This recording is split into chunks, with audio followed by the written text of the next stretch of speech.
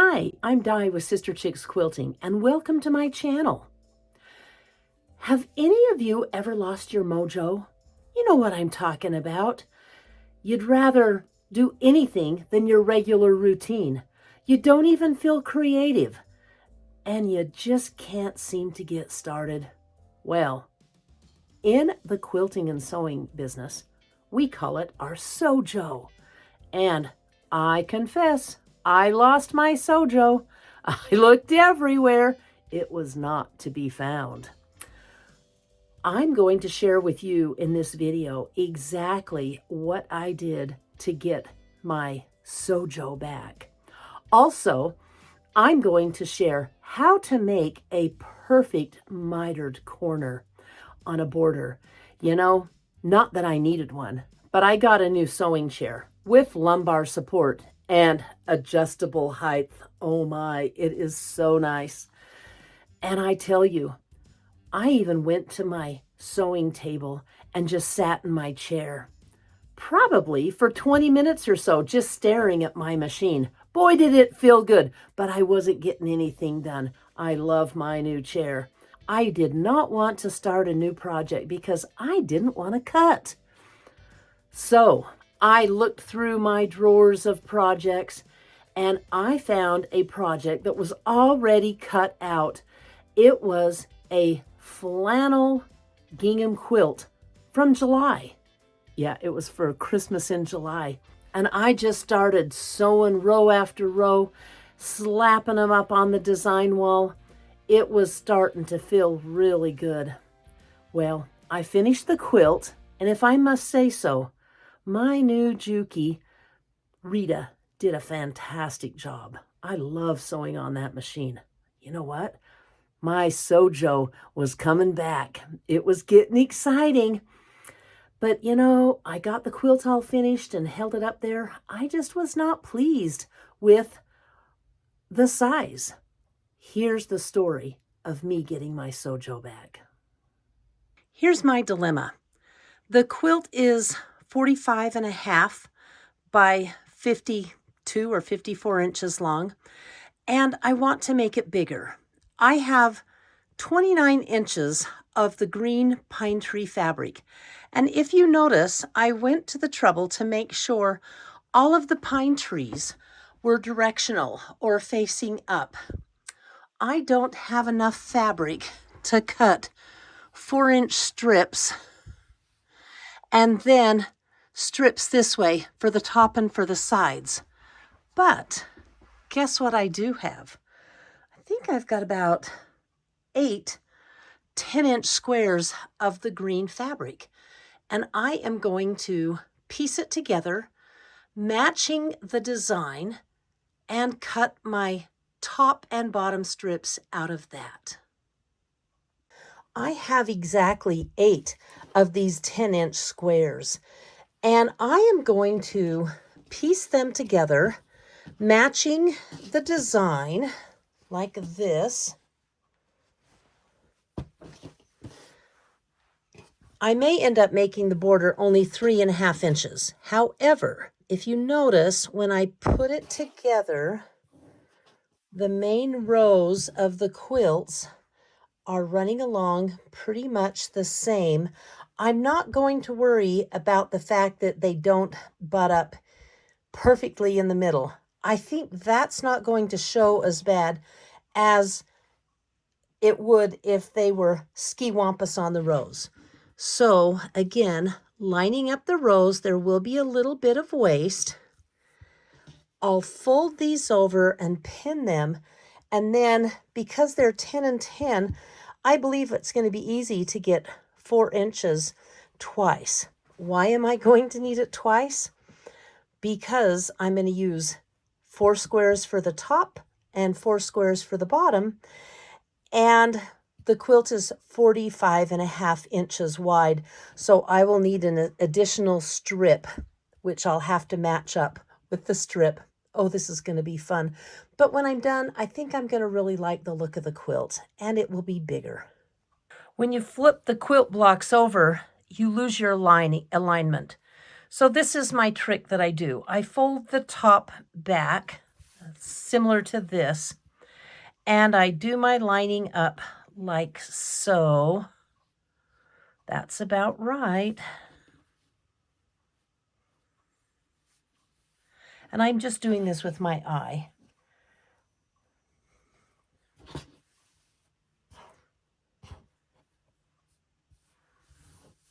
And of course, you know, this isn't printed perfectly square on the fabric. So there, I'm going to fold it over. I am going to bring that up a little bit, but I feel safe taking this to my machine and sewing it. I'm going to get it all smoothed out.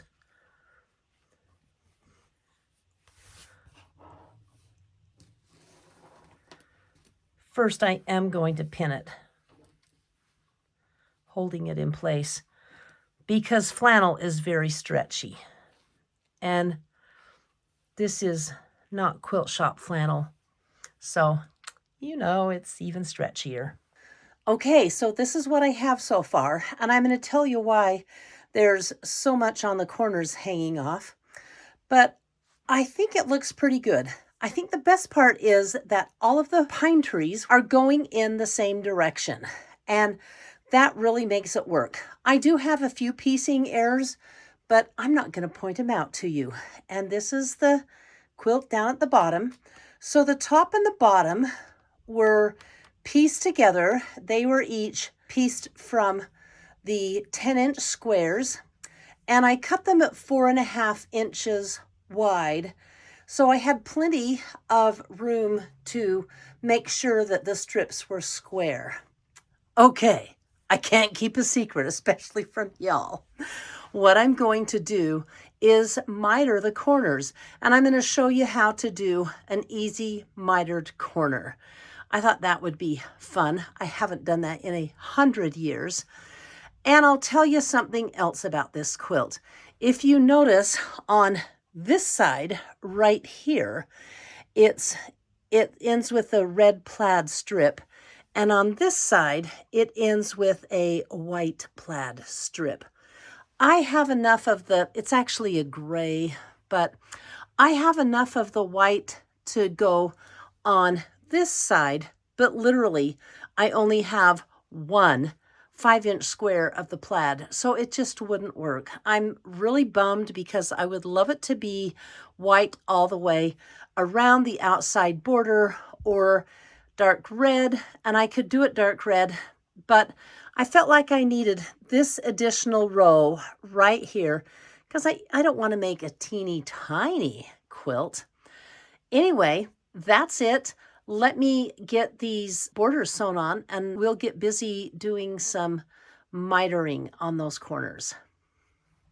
So you saw the quilt on the wall, but now I'm going to show you actually how to sew the mitered corners.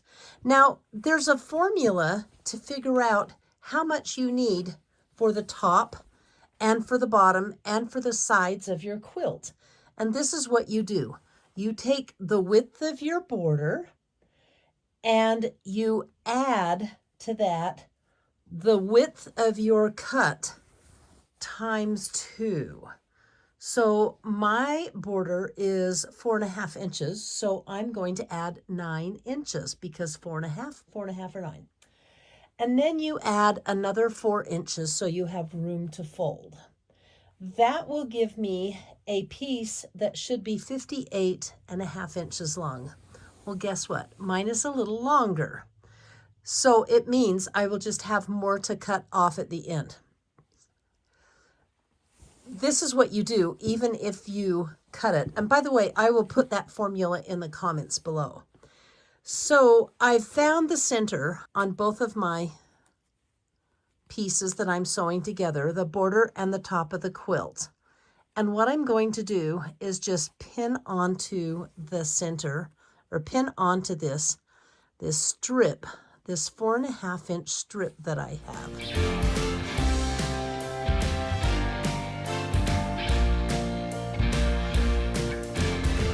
And see, look how much is left over. It looks like quite a bit. Well, it's a good 10 inches left over. And then I'm going to pin this border on to the other side.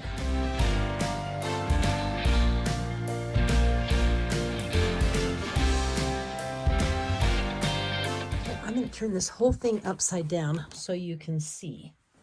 Now, this is how we're going to know where and how to stitch for this mitered corner.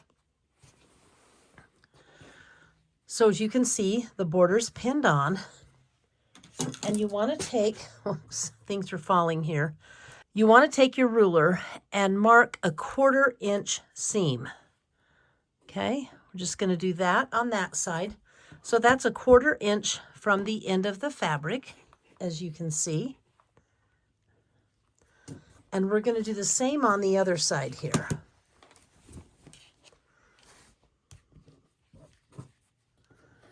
We're going to find a 1/4 inch. Just bringing it up a little so I can actually see the end of the fabric. And there it is. There's my 1/4 inch line.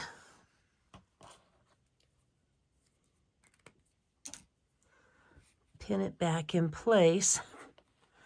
And then when I sew this border on, I am going to start sewing a 1/4 inch. I'm going to start and sew a 1/4 inch seam all the way down, but I'm going to start here at this line.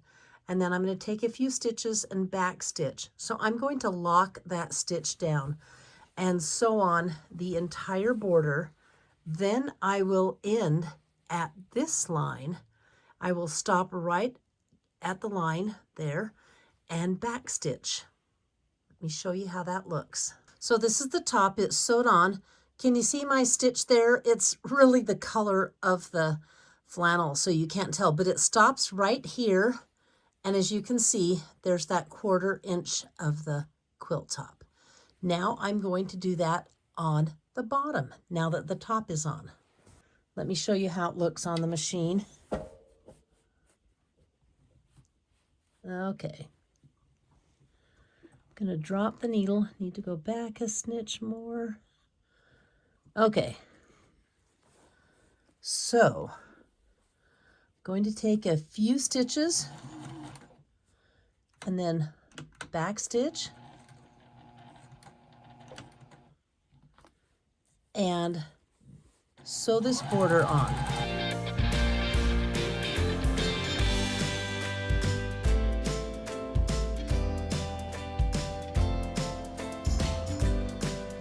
See how that is sewn right to the line, but not over?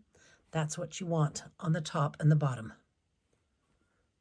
Now that I have the top and the bottom stitched on, and remember, I stopped at a 1/4 inch, I went ahead and I marked that with a pin so you could easily see how it's going to look. So I want to pin, I'm going to fold this top border back, and I'm going to fold this bottom border. If I can get it to stop sticking, it's flannel, so it's sticking. I'm going to fold it right like that, and I'm going to pin it like this. Then I'm going to take it to my machine, and I'm going to start it right at that black dot that I showed you.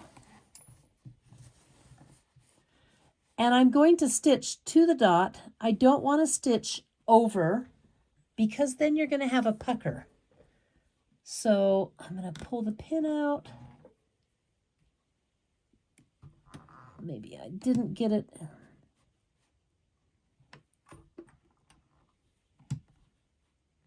I'm making sure I'm getting it exactly on that dot. And it is. Here I go.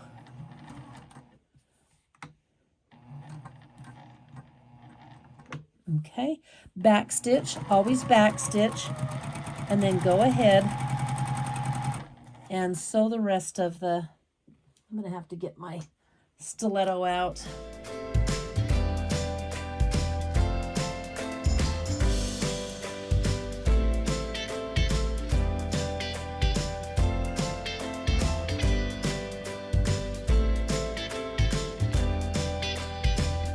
Okay, here is the dot right here. Can you see that? So I'm going to sew to the dot.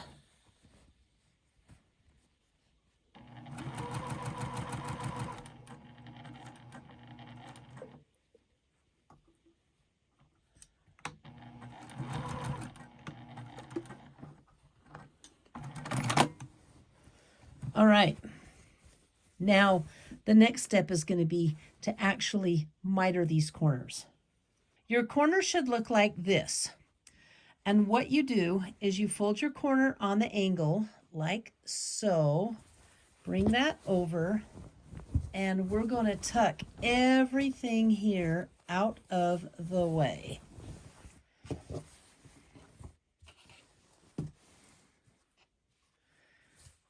We want to smooth it all out.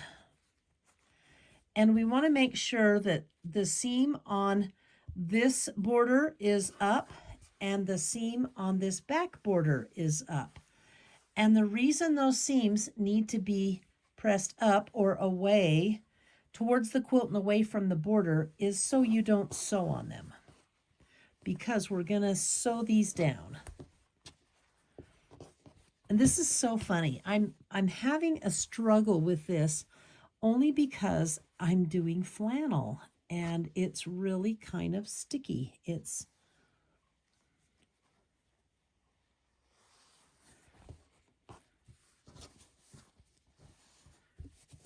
So we're gonna use my roller and press this down a little bit and press this down.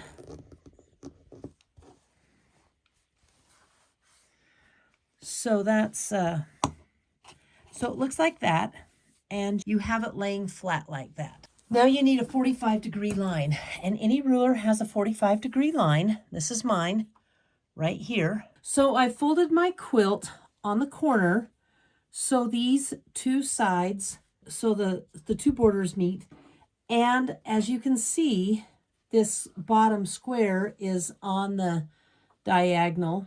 I have the seam allowance pressed up here and the seam allowance pressed up here. And now we're going to make the magic happen. We're going to bring in the ruler. Here's the 45-degree line, and we're going to put that 45-degree line right on the seam line. So it's a little hard for you to see on the camera, but so and the seam line, the stitched line is where we're putting it, okay? And I'm ending it right where I stopped sewing right here.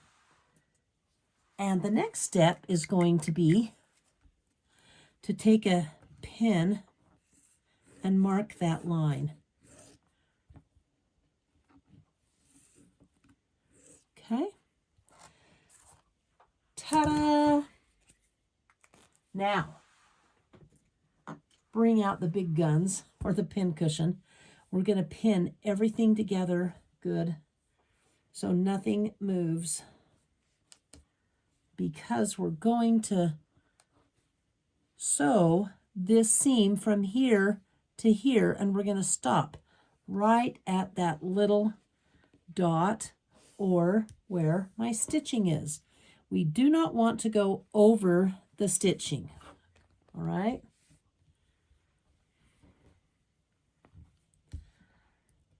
Let's pin down here.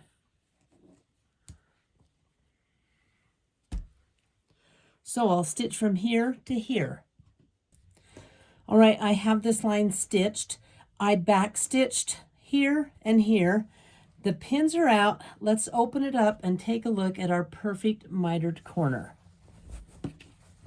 Ooh, look at that.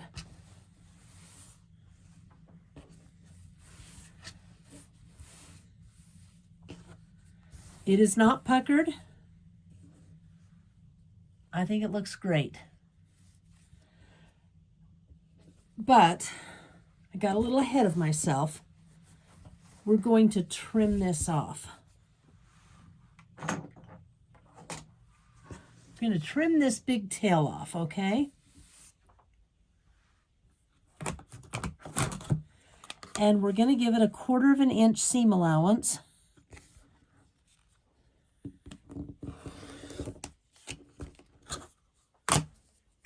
And then we will press this open.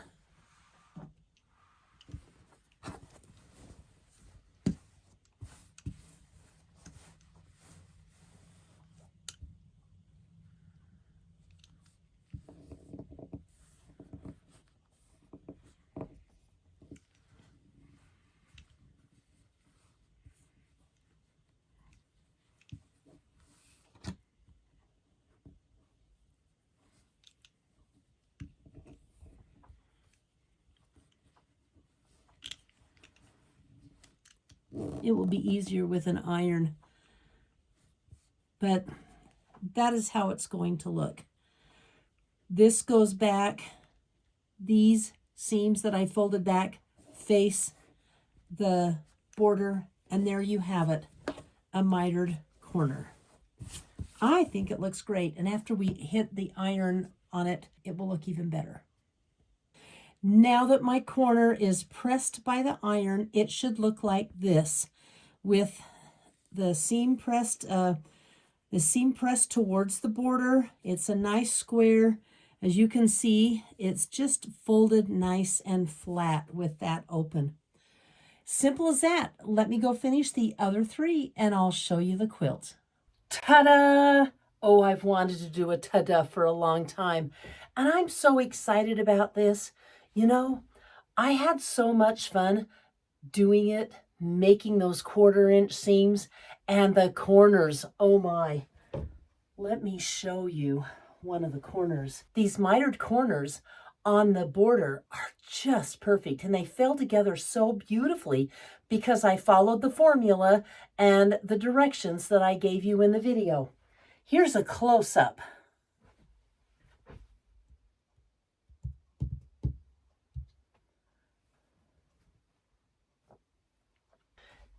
You know, I know it's not Christmas, but boy, I'm way ahead for next year, right? I love it.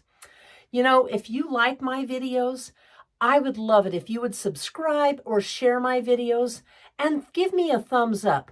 Those thumbs up are great. Also, keep the comments coming. Your comments are the best part for me.